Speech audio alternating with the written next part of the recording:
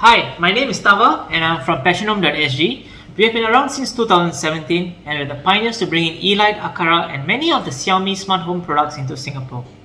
In this video, I'm going to share with you everything you want to know about the Aqara wall switches and so much more. Okay, the first question is, what is the difference between neutral and non-neutral wall switches? Okay, the major difference is that for a non-neutral wall switch, all it requires is a live wire that goes in and live wire that goes out. Okay, so as you can see in this switch, there's no requirement for neutral wire. Whereas for a neutral version of the wall switch, right? So it will require a neutral wire, live in, and then it goes up to your lights. So the main difference is that a neutral wall switch will require a neutral wire. So what's a neutral wire? Okay, so basically neutral wire is this blue little wire here. If for most homes in Singapore, you will not find neutral wire in your light switches. So you will need to get your electrician to pull neutral wires to your light switch.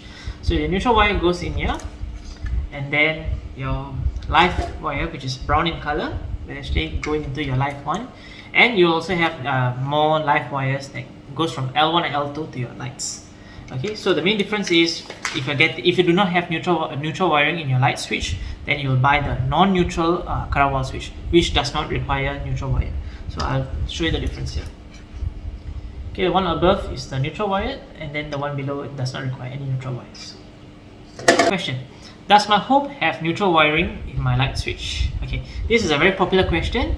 Okay, regardless of whether you stay in a HDB, a landed house, or a condominium in Singapore, probably Malaysia and the countries in the region, okay, you do not have neutral wiring in your light switch. Okay, there will be neutral wiring in your heater and your aircon, but never in your light switch. So currently at practice, the electricians will not have installed neutral wiring in your light switch. Okay, question: so which one should I buy? Okay, so my advice depends on your circumstances. Okay, so if you're staying in an existing house, that means you already moved in, you've been there for many years, and you're only doing minor renovations.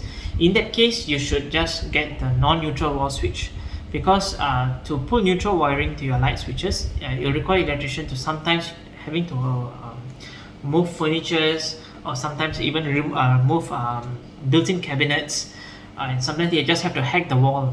Right, so I suggest if you're already staying in your home and you're just trying to make your home a smarter home, then you go for the non-neutral wall switches. Now, if it's a new home and then you're doing your entire renovation and electrical works, in that case, go for the neutral wired wall switches. In that sense, your electrician can easily pull neutral wiring to your light switches. So it's actually a simple job for them. There's no hacking, and it shouldn't be a very difficult job.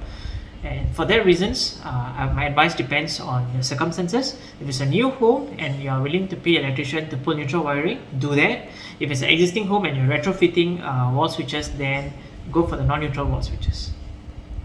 The question is, do you have installation contact? Yes, I do.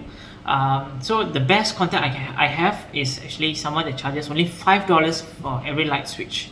Okay, and this is for a basic replacement of wall switches, meaning there's no pulling of wires or trunking, and in this case, right, it's only $5, but then you have to incur $30 transport fee. So it will make sense if you're tuning all your switches, then I think you'll be able to get this good pricing. If you're not using our electrician, then my electrician contact, then just feel free to look for one in the market using the price that I've mentioned.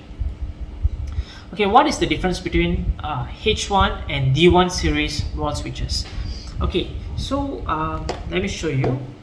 So this is the H1 series, which was released in Singapore in August 2021. It's a very new product. And this is the D1 series Aqara wall switch, which I think has been in the market since 2018, 2019. So it's been there in the market for a couple of years. Now, for the D1 series wall switch, it's actually using ZigBee 1.0 technology. So it's actually, in terms of the connectivity, it's the earliest generation technology out there. Whereas for the H1 series wall switches, is using ZigBee 3.0. So with ZigBee 3.0, it will have better connectivity to your Aqara M2 hub. So it's going to be more stable, it's going to be more reliable, and I think you're going to have a much more better overall experience with the ZigBee 3.0, which is present in the Aqara H1 series wall switches. The second good thing about the H1 series wall switches is that it's actually using better components. Okay, So this is the H1 series wall switch. This is the back side of it, and then this is the D1 series wall switches. As you can see, the footprint of the H1 series is much smaller. Okay, it's also a little bit thinner as well if you were to compare. Okay, so I would say that the components are better quality components, new and improved, and using the latest developments in technology. And it also, as for the Aqara H1 series neutral wall switches, it also has overheat and overload protection, and this is not present in the D1 series wall switch. Okay, and the third, and I feel is the most important reason to get a H1 series, although it's a little bit more expensive, is that the H1 series wall switch, right, the back plate is actually made of metal. Alright, it's made of metal. So when you're actually screwing your wall switch to your light box, you're not going to have a risk of it breaking. I recommend the H1 series wall switches. This is the third generation wall switches, and this is the new and improved wall switches. Is there safety mark for the Aqara wall switches? Okay, that's a very good question. It's a question that we get very often. The answer is the Aqara wall switches do not have safety mark. Okay, and it's not because we do not want to get safety mark for this product. It's that it's not in the scope of the safety mark enforcement. Okay, so let me explain to you. So these Aqara wall switches, right, these are considered electronic wall switches. So what does that mean? So unlike traditional wall switches, right, when you traditional wall switches, when you off the light, what it does is actually disconnects the live wire. So when the live wire is disconnected, there's no current flowing to your lights. Okay, there's no current going to your lights, so your lights will turn off. And then when you turn on, it will actually physically connect the live wires, right? It closes the circuit so that the current flows to your lights and lights will turn on. But the thing about electronic wall switches is that it's actually basically just sending an electronic signal to your electronic components to send current to your lights. So to explain, if I were to remove the front cover of this, right, just an example, what you really see in here, okay, this is for what would be for a D1 series wall switch. Okay, you will see actually a button here. Yeah, so basically, yeah, so the wall switch, right, is basically just pressing these buttons here. So it's just a disguise for the rocker, right? It's just a disguise. It looks like a traditional wall switch, but it's not. It's just disguised as a traditional wall switch. But what it's actually doing is actually pressing electronic buttons, right? And then the electronic component will control the current to your lights. So it's because it's considered an electronic wall switch, it's not in the scope of the safety mark control. As a result, as of now, it does not require any safety mark testing. Even if we wanted to, even if we say I want to put a safety mark on this product, the answer is no, it cannot be done. It's just not in the scope of safety mark. I have actually emailed Enterprise Singapore, and I've also gotten clarifications from them, and this is what they have told us, and I'll put it on the screen for you to read. And you can take a screenshot of this and show it to your electricians as well. Okay, does Aqara M2 hub work with all kinds of Aqara wall switches? Yes. Okay, some of you often like to ask me, some of y'all like to ask me, does this work with switches bought from China? Does it work with switches from the first generation? That means the first generation switches from 2017. The answer is yes. Okay, as long as you have the M2 hub and you have a genuine Aqara product, it will connect to this M2 hub. I cannot say the same for the G2H hub or the other Aqara, the white circle hub, right? I cannot say for that, but for the M2 hub, everything works. For the Singapore server, which is called under other region or other countries, right? So this one is a really good Aqara M2 hub because it works with all kinds of Aqara wall switches. Even if you bought it from Singapore or bought it from China, it doesn't matter. Even if it's the first generation, if it's the Aqara D2 series or if it's the H1 series, they will all work. Okay, as long as the authentic Aqara product, it will work. Okay, and the best part about the M2 hub is that even for your first generation Aqara wall switch, the one most of my switches in my home are using the first generation Aqara wall switch. Okay, back then, the first generation wall switch does not work with Alexa, does not work with Google Home, okay, and doesn't work with Apple HomeKit. But with the M2 hub, okay, if you're getting the M2 hub, it will work with Google Home, Alexa, and Apple HomeKit. Even if it's the first generation, even if it's the second generation D series of wall switches, or even if it's the latest H1 series wall switches, the M2 hub is that good. In addition, okay, the M2 hub also behaves as a remote control for your aircon and your TV. It has a built-in IR controller. It has a built-in IR controller, so you can use it to control your aircon, turn on and off your aircon. You can also use it to turn on and off your TV as well. So that's the extra bonus feature of the M2 hub. Okay. Is there anything else for me to take note of? Yes. Okay, so most of my customers, right, let's say they are going to install a smart switch in their bedroom. Okay, and a bedroom normally will only have one ceiling light. Okay, for that case, right, they only buy a single rocker. Like this is a double rocker, so most of them will buy a single rocker. But this is my advice to you: actually get a double rocker, even though it's only one light that's connected to your wall switch, right? That means you have only this is not good. Okay, so get a double rocker. Get a double rocker because even though you only have one light in your room, okay, so your switch, this one first rocker will be connected to your ceiling light. The second rocker is connected to nothing because there's nothing to connect to, right? So it's okay. Leave it unconnected to anything. So what happens is this rocker, which is not being connected to anything, will behave as a wireless switch. Okay, what do I mean by that? Okay, so instead of buying a wireless switch separately, right? Okay, which will cost you quite a sum of money, you can just pay a little bit more, $5 to $10 more, and you get an additional rocker that's wired. So this advantage is you don't have to worry about battery, you don't have to worry about changing batteries in years to come because it's wired. It's always going to be connected to power. And this rocker that's not being used, it will behave as a wireless switch. What does this mean? So for example, you have your hall lights, right? So this is the wall switch in your hall, and this is a switch in your bedroom. Okay, so the first will control your bedroom lights, and the second one, right, from the comfort of your bedroom, you can stay off your hall lights. So that's how it works. It works as a wireless switch, right? So you can use it to control your entire house lah. So basically, you just press one time to off your toilet lights. Maybe you double press to off your hall lights, for example. So you can just use the Aqara Home app and then set up your own automation rules. Where is the Aqara Singapore Service Center? Okay, that's a good question. Right now, it's located at Tai Seng, but they might be moving office. So just message us at any point in time when you face any difficulties with your product, and we'll let you know where's the current service center. If you have bought it from Passion Home, okay, if you bought it from us directly, we can also be a place where you can do an exchange. So just let us know what's the issues you're facing, and then we'll help you troubleshoot. If we can't fix it, we'll get permission from the service center to do an exchange on their behalf. So just feel free to message us, and you're covered by a 1-year Aqara warranty. So yeah, make use of it. Okay, so tell me about Aqara sensors and how to use them for automations. Okay, so that's a good question. One of the popular ways that customers create automation for the home is using the Aqara motion sensor. Okay, it's not just a motion sensor, it's actually a light and motion sensor. So it's able to detect darkness, that means there's an absence of light, and then it can also detect someone walking past or being present. Okay, it can even sense even if you're not moving, right? So if you have a motion sensor looking at you, it will know that you are there watching TV, for example. Even though you're like a couch potato or just relaxing watching TV, right? It will know that you're there. It can sense the heat.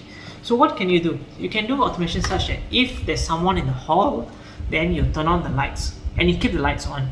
And if someone is absent in the room, that means no one is in the room, there's no heat signature, then off the lights immediately or after 5 minutes or whatever rule that you set. Okay, and that's another thing. Because it also comes with a light sensor, right? So what you can do is that if someone enters the room and the room is dark, only if these two conditions are met, that means someone enters the room and the room is dark, only then you will turn on the room lights. So for example, right, let's say it's this 2 o'clock in the afternoon and it's raining and it's very dark. Okay, so even though it's afternoon, okay, because someone is in the room and it's dark, you'll turn on the lights even at 2 p.m. Okay, but if you get, let's say, the Xiaomi sensor, which doesn't have a light sensor, right, it doesn't know that there's an absence of light. So if you will not have a situation where if it's raining in the afternoon, the Xiaomi sensor will not turn on the lights. This one can do that. You can also use the Aqara door and window sensor. So with this, right, so if you open the door, you'll on the lights automatically. You can configure rules such that you'll on the lights immediately when you open the door. So for example, your bomb shelter is always very dark, right? It's perpetually dark. It's isolated from everything, all lights on this. So you can set it such that when you open your bomb shelter door, your lights will turn on, right? So you can do that automation, and when you close the door, the lights will turn off, so you don't have to physically on and off the lights. So that's something you can do with that. Then if you have someone that's trying to stop snacking, then you can install a vibration sensor in your snack drawer. So when someone tries to open the drawer and it's going to send an alarm to your, it's going to start beeping, you can set an alarm, or you can send a notification to your phone, or you can even use this as a security device. If someone tries to bang your door or open your door after everyone's went to sleep, then you can use it to actually send a notification to yourself as well. But this is a vibration sensor. Okay, and then so there's this Aqara cube controller. So a cube controller can do 6 commands. One of them is like shaking it. So you can set up automation such that, if you're leaving the house, you just give it a shake, and then all your house lights will turn off. So you don't even have to use the app, Google Home, or Alexa. Yeah, and then there's also a wireless switch. This is quite popular among some customers. You can use it to control the wired switches. Yeah, so that's an option. There's an option instead of getting the H1 series wireless switches. But I personally recommend the H1 series wireless switches because they are the latest version of it. Show me around your house. The question is, show me around your house. Okay, I'll take that request. I will show you around my house soon. Personally, which one do you recommend? So which one do you recommend, H1 series or D1 series wall switches? Like I mentioned earlier, I recommend the H1 series wall switches because the H1 series wall switches, compared to the D1 series, H1 series is the 3rd generation. That means it has already got 3 generations of improvements, whereas the D1 series is only 2nd generation. So in terms of components and quality of the components, the H1 series is going to be much better. It's also using Zigbee 3.0. It's using Zigbee 3.0, whereas these D1 series wall switches are still using Zigbee 1.0. So in terms of connectivity, better connectivity and reliability of connections to your M2 hub, your H1 series is going to perform way better than your D1 series wall switches.